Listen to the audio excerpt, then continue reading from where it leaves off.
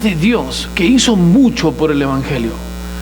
Un varón de Dios que el Señor Jesús en su profecía le mencionó que él estaba capacitado para recibir el poder del Evangelio y escribirlo.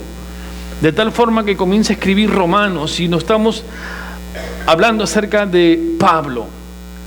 Pablo, la historia ha cambiado para Pablo. Pablo ya no está al frente de ningún concilio, ya no está al frente de ningún Sanedrín, de ningún gobernante, ya no está al frente de una iglesia, ya no está al frente de colocar obispos. Ahora lo que va a hacer es subir a la embarcación rumbo a su última instancia en la tierra. Él va a tomar el barco para su último viaje en la tierra, porque después de esa embarcación y ese viaje él va a ser condenado a muerte. Pero quiero que vean que las pruebas para Pablo no han terminado. Quizás puedan cambiar de lugar, pero Pablo siempre ha sido un hombre, un varón de oración, una persona que ante las cuestiones más difíciles él siempre ha orado. Por lo tanto, en esta tarde quiero que nos embarquemos por un instante imaginariamente en el barco de Pablo. Todos subamos a ese barco, y como todo barco, es un día soleado, se escuchan aún las gaviotas y los pelícanos. La brisa del mar es estupenda para los que hemos vivido en los puertos, y uno está emocionado en ese barco, aunque Pablo sabe que va a ir hacia el final, aunque sabe que le dijeron que no vaya, que eso va a ser su último viaje. Pablo lo va a hacer porque escuchó la voz de Dios.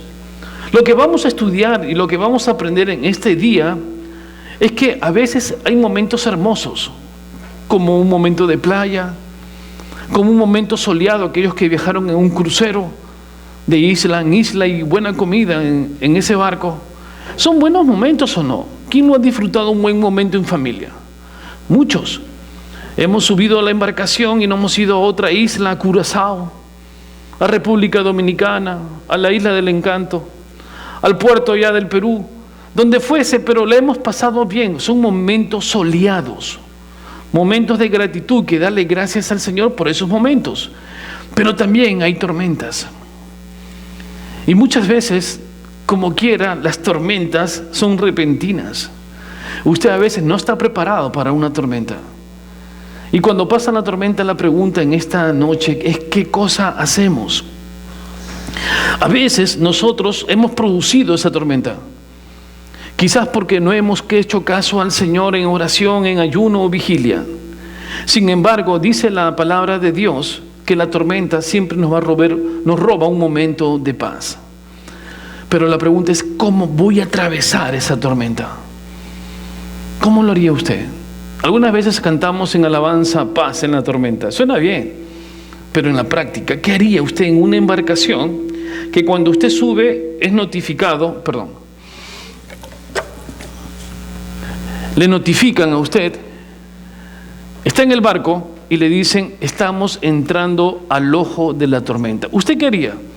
Vamos, hermanos, ¿qué pensaría? Usted está ahí, ha pagado su pasaje y dice: estoy en el mejor sitio, pero como quiera, si estés en el mejor nivel, tomando tu mejor comida, igual es, te dicen y te notifican a través de los parlantes: hermanos, vamos a atravesar y penosamente vamos a entrar al ojo de la tormenta. ¿Qué haría en ese instante? Hay muchas formas de presentar eso. Pablo es preso y está en ese barco como preso.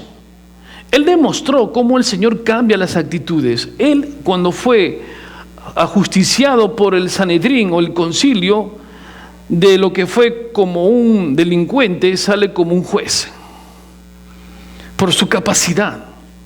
Aquí, como preso, ahora va a ser como capitán del barco, porque Pablo está capacitado por la oración y sabe quién es Dios, sabe quién es Dios. Va a ver que el barco que va a atravesar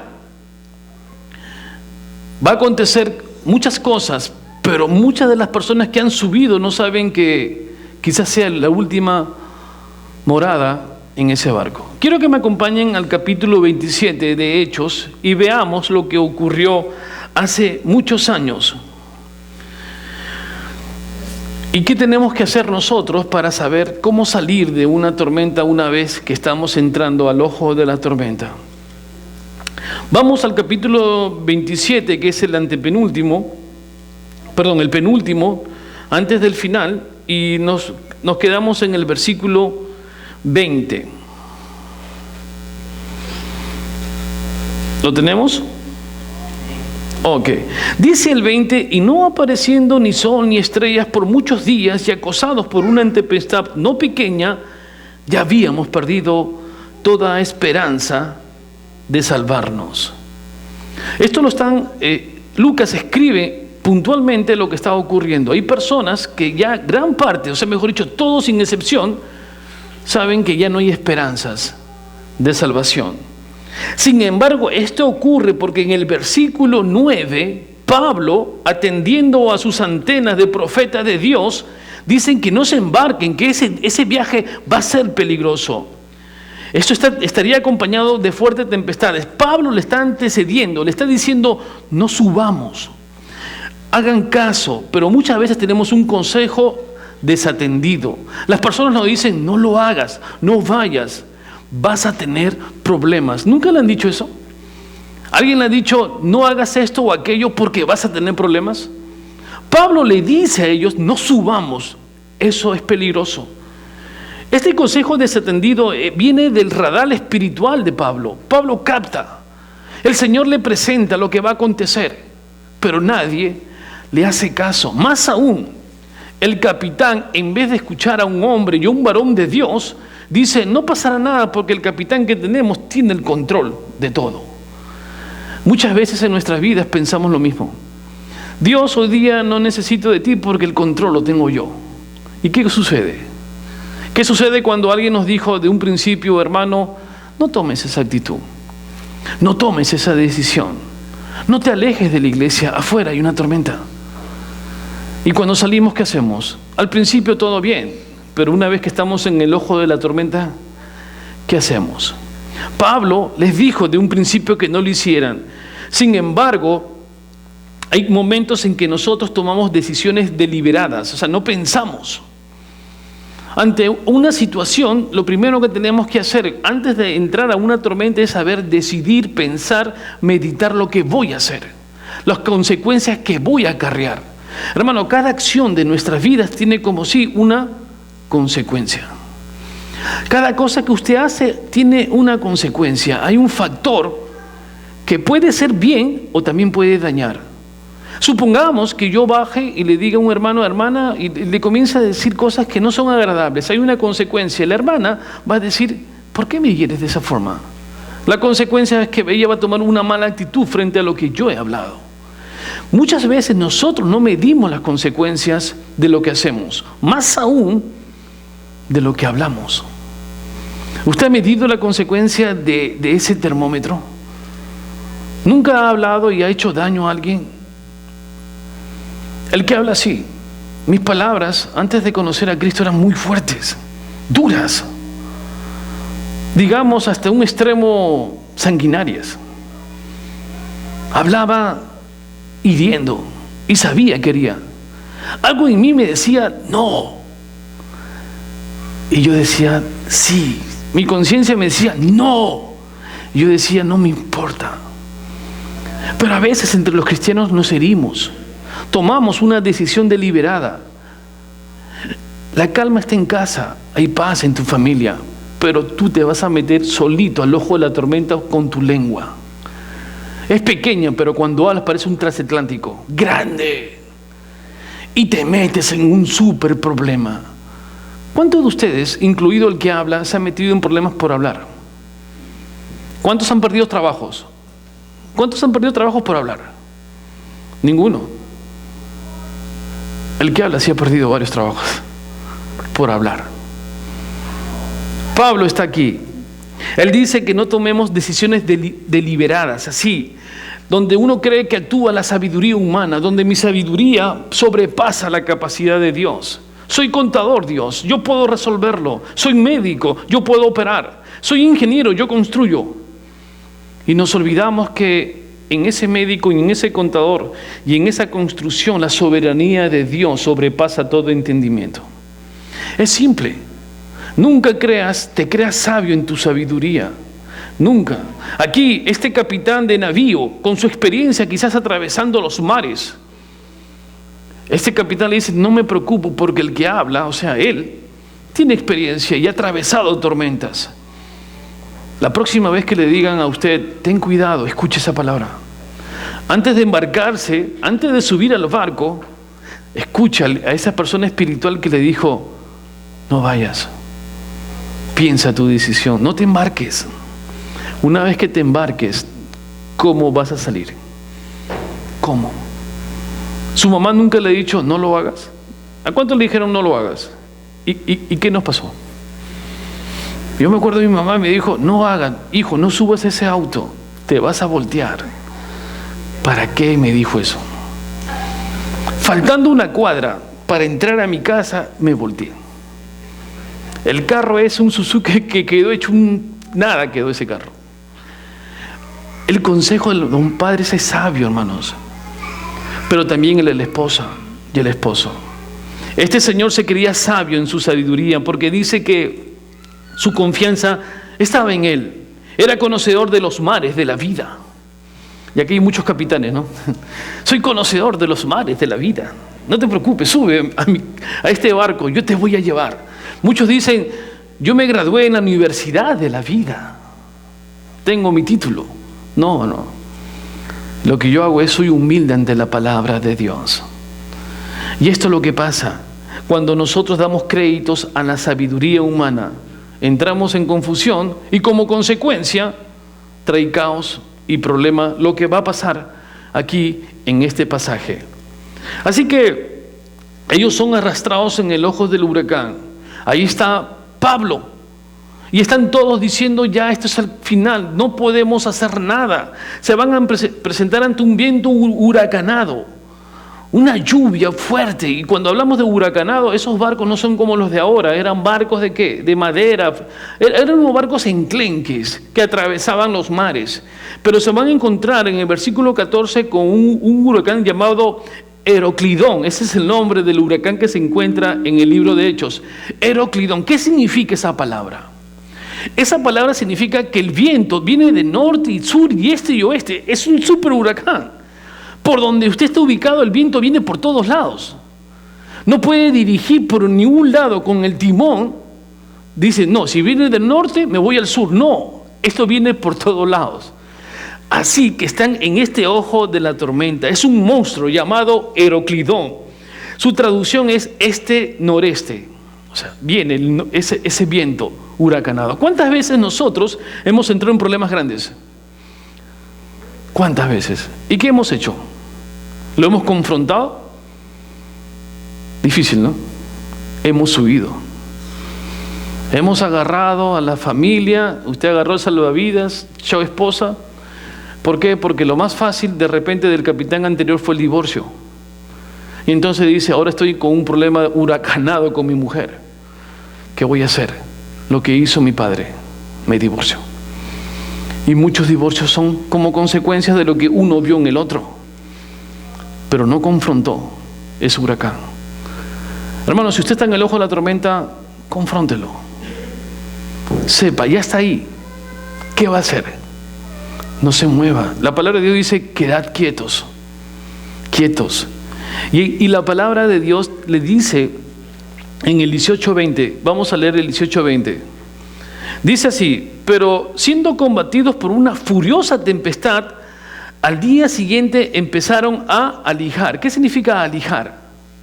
Comenzaron a sacar todas las cosas para poner al menos el barco no a zozobra, pero que estuviera equilibradamente y no se hundiera, ¿no es así?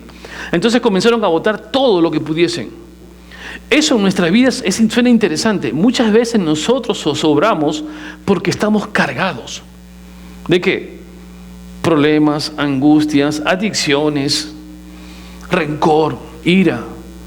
Su barco a veces zozobra porque usted está cargado y es un momento para que usted agarre y ¿qué hace? Comenzar a sacar todo para que se mantenga a flote. Para que se mantenga a flote. Sin embargo, el criterio humano a veces cuando funciona aparte de Dios trae una crisis. Miren lo que dice el versículo: y no apareciendo ni sol ni estrellas por muchos días. Eso era totalmente oscuro, una tormenta fuerte. Imagínense, nunca está una tormenta donde días y noches no aparece el sol, solo lluvia, movimientos del mar. Hermanos, alguien me decía: ¿usted puede jugar con el mar o no? ¿Se acuerdan cuando eran pequeños, se agarran una piedrita y no sé si ustedes han jugado a tirarle la piedrita al mar y venía una ola y corría y luego venía otra vez? Yo jugaba eso y corría. Pero ¿qué pasa cuando el mar juega con usted? Es diferente. Nosotros como cristianos tenemos que aprender, como dice Pablo, a enfrentar esta tormenta. Miren lo que acontece. No había, por muchos días, y acosados por una tempestad no pequeña, ya habíamos perdido toda la esperanza de salvarnos. Entonces Pablo, como ya mucho que no comíamos, no habían comido durante muchos días, aproximadamente de 13 a 14 días, no habían comido. Encima de este problema no había alimento. Pablo, un hombre de oración, el único que está en esa embarcación sabiendo que Dios tiene el control, ahora va a ser el capitán de esta nave. Y mire lo que va a hacer. Dice: habría puesto por cierto conveniente, oh varones, haberme oído. Él está diciendo: me hubieran escuchado antes. Estamos hablando en el versículo 21. Habría sido por cierto conveniente que ustedes me hubieran escuchado. Él sabía lo que iba a acontecer. Ese es un hombre de Dios, sabe lo que va a pasar. ¿Es un profeta o no? ¿Cómo él va a saber lo que va a acontecer si no Dios se lo dijo? Y se lo está diciendo. Y dice: y no zarpar de Creta tan solo para recibir perjuicio y pérdida. Esa es la amonestación de un capitán. Ya no está ahí como un simple prisionero. Él se ha parado y le ha dicho a todo, el capitán, al comandante, a lo que fuese, todos los que están ahí, me hubieran hecho caso, voy a tomar el control. Pero primero que le dice: vamos a exhortarlos. Y luego viene lo que menciona el 22. Pero ahora os exhorto a tener que, vean esa palabra, en medio de la tormenta, ¿qué le dice? Os exhorto a qué? A tener, ¿están con su palabra? ¿Qué es lo que dice?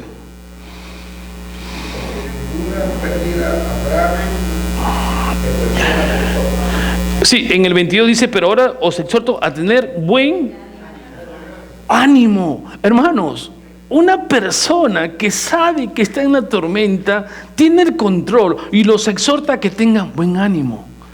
Yo me imagino moviéndose de un lugar a otro, no, porque eso es una tormenta y todo, que cayendo la lluvia, mojados ahí. Tengan buen ánimo, no se preocupen. ¿Cuál es el problema? Bueno, pues termina la tormenta. Pero Pablo le dice: tengan buen ánimo. ¿Alguna vez uno de ustedes le ha dicho eso a alguien que está en problemas? Es bueno no recibir a veces que alguien te escuche y te diga: ten buen ánimo, hermanos. Vamos, Señor tiene el control de todo. Si usted nunca le llevó palabra a otro sobre eso, hágalo. Si es joven, adulto, es bueno dar ánimos o no. ¿Cuántas personas están enfermas y alguien viene y le dice: voy a orar por ti, esté con buen ánimo? Y Pablo se lo dice: tengan buen ánimo. ¿Y qué dice? Pues no habrá ninguna pérdida. Otra vez vuelvo a profetizar: de vida entre nosotros, sino solamente de la nave. ¿Quién se lo dijo? ¿Quién le dijo eso a Pablo? Dice acá la palabra de Dios que fue el ángel de Dios. Está en la embarcación. Estos eran 276 que están dentro de esta embarcación, pero para Pablo hay 277. El 277 es Jesús. El ángel de Dios está ahí. Y cuando Él está allí, Él tiene el control. Cuando en tu tormenta el ángel de Dios está contigo, espera. Ahora le está diciendo: no teman, nadie va a morir. El prisionero, siendo capitán, exhortando y hablando con Jesús, el ángel de Dios. ¿Qué hace usted cuando está en una tormenta? ¿A quién busca? ¿A su amigo ángel? No, pastor, usted dijo que se llama ángel. No, ángel de Dios, hijo. No te he dicho que tu amigo ángel que está acostado en tu casa. el ángel de Dios, cuando está en tu hogar, Él tiene el control. Cuando tu matrimonio está zozobrando, ya cuando las palabras son hirientes y a veces sientes que el desamor comenzó a enfriar parte de tu cuerpo, ya cuando la cama de un lado al otro, una cama ya está heladita ya, parece que solamente llueve ese lado, solamente, y tú tocas, está helado eso. Dios puede tener el control, puede reavivar ese matrimonio. Muchas veces tocamos a nuestra pareja ya con un frío y le dices, pareces muerta, mi amor. Hermanos, tenemos que tener cuidado. Cuando zozobramos, hay un pasajero más en tu vida, ese Jesús, que Él controle todo esto. Y escuche al profeta de Dios, escuche lo que una persona le va a hablar. ¿Y sabe cómo se lo habla? El Señor no solamente es una voz audible. ¡Hey, Pepe! Así no habla. Pepito, no vaya. No, así no le habla. Pero ¿cuántos de ustedes manejando en la Turpine o la Parkway no ha sentido algo que le dice ponte a la derecha? ¿Alguno de ustedes ha sentido eso? Levanten la mano.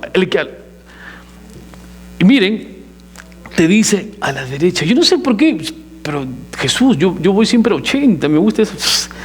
Derecha. Y uno hace derecha y justo se revienta la rueda ahí y queda pegado al lado donde no hay peligro. ¿Quién fue? ¿Mi sabiduría? No, fue Dios. El Señor habla de diferentes formas. Cuando usted escucha, hágale caso. Ahora, si usted está a 80, si yo te dice derecha, no te escucha y pisa el pie a 90, la rueda puede ser que esa velocidad, puede ser que sea la delantera. ¿Y qué puede pasar a esa velocidad? Un carro pegado y un accidente, pero Dios tiene el control. Hermanos, cuando tenemos problemas, deja que ese pasajero esté contigo. Siempre.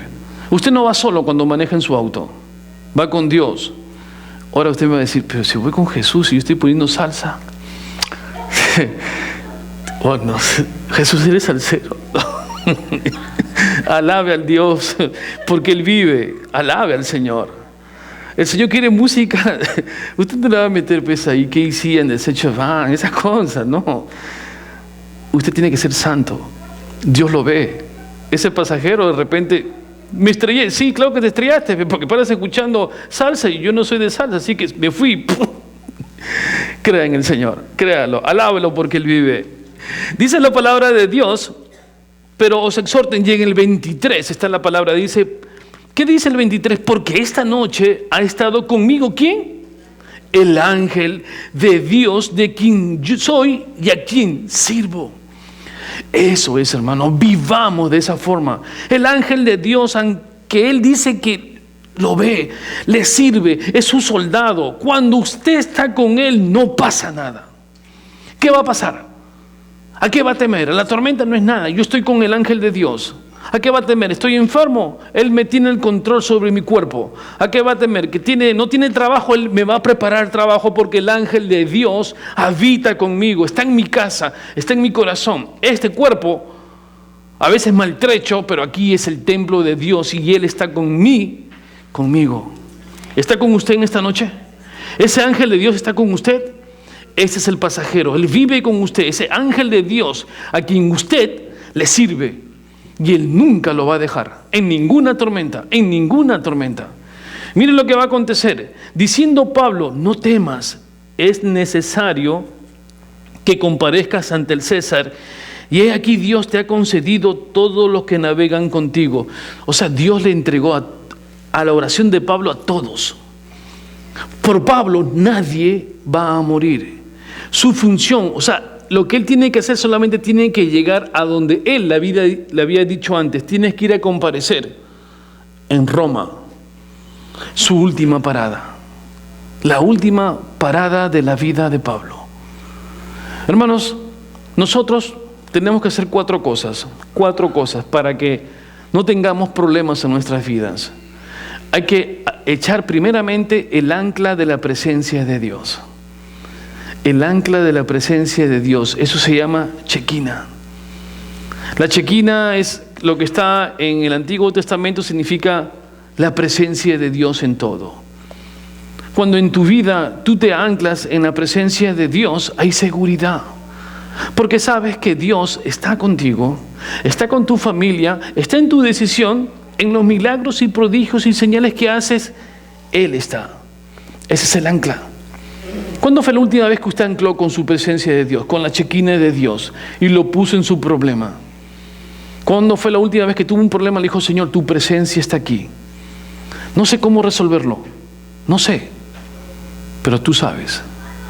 ¿Cuántas personas cuando me pedían en oración por la radio, pastor, voy a ir a un proceso judicial por deportación de inmigración? No sé qué voy a hacer. Y yo le decía, el mejor abogado es Jesús, ¿crees en Él? Y muchos de ellos no fueron deportados. Sabían, Dios es grande, yo no sé cómo, pero Dios es grande y da respuesta. Y las sonrisas salen de ellos porque el ángel de Dios está con él. Eso es lo que tenemos que nosotros creer. El ángel de Dios está en él. Lo otro es que tenemos que darle a mal tiempo. Es un pensamiento muy común, ¿no? ¿Qué hacemos? Buena cara. A mal tiempo, buena cara. Porque hay dos opciones. Me preocupo de lo que ha pasado, pero preocuparse es angustiarse. ¿Por qué? Porque preocuparse es una angustia. Pre es un anticipo, o sea, me adelanto a lo que va a acontecer. Me preocupo. Eso no es así. La palabra de Dios dice, vive un día a la vez. Y pon bandera de victoria en un día a la vez. No te angusties por lo que va a venir, sino vive este día para el Señor. Agradable al Señor. Es ahora, no mañana. Mañana tendrá sus problemas, dice la palabra, no.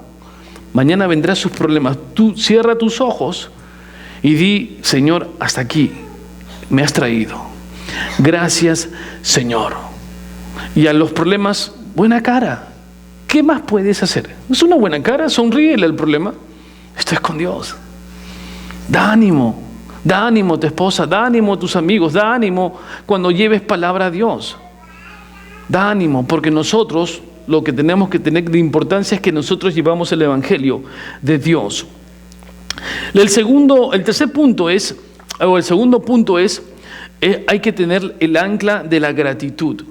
Nosotros tenemos que ser agradecidos. En el versículo 35 dice, y habiendo dicho esto, tomó el pan y dio gracias a Dios en presencia de todos, y partiéndolo comenzaron a comer. Eso significa el ancla de la gratitud. Recuerden, ellos no habían comido, pero ahora hay comida. El Señor, aunque el barco se está haciendo pedazos, la comida el Señor se la está guardando para que coman, para que se glorifiquen. ¿Y qué hace Pablo? Da gracias. Es gratitud por lo que el Señor te da. Yo les pregunto en esta noche, ¿qué te ha dado el Señor que le des gracias? ¿Tienes algo que el Señor te haya dado? Todo. Eso es todo. La ropa que tienes, el auto que tienes, todo es para darle gracias al Señor.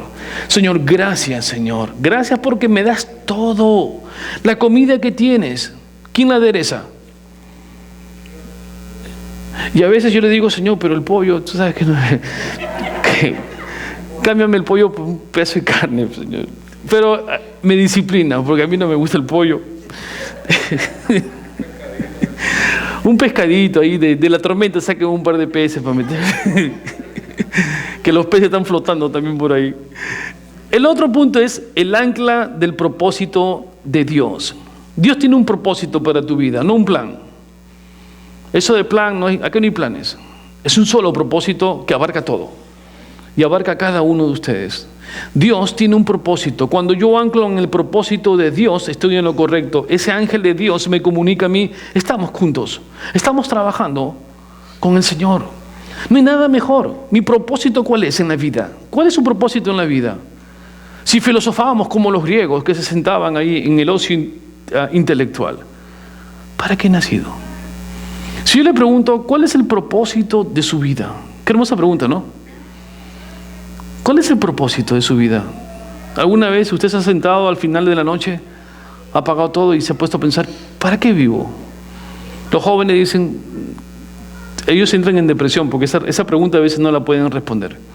Pero ¿cuál es el propósito de nosotros aquí? La palabra lo dice, adorarlo a Él. El propósito de mi vida es darle toda adoración a Él.